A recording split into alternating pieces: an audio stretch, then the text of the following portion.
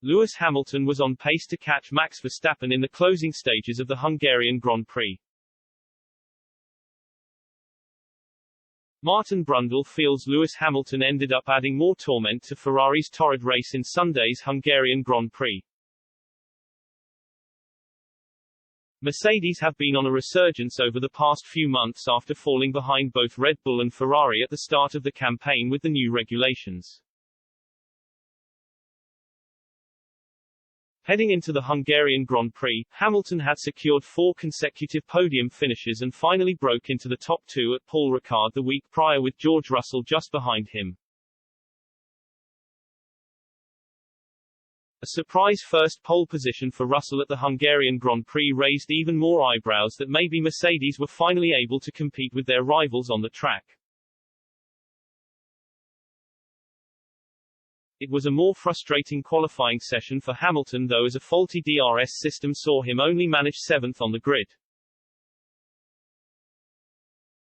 The 7-time world champion ended up starting on the medium compound for Sunday's race and immediately jumped up the grid past both Alpines after lights out and was quietly going about his business while Russell tried to fend off both Ferraris. After Russell was caught, it looked as though Ferrari were on course for a straightforward 1-2 finish, with Red Bull unable to challenge. But the head-scratching decision to bring Leclerc on for hard tyres threw the race wide open for anybody to win it. The Ferrari driver ended up pitting a 3rd time before the end of the race to dampen his woes even further.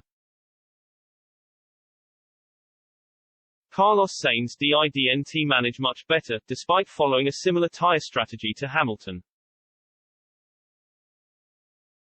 Both Sainz and Hamilton went medium-soft, but the latter was able to manage his tyres much better and was the quickest car on the track in the final few laps.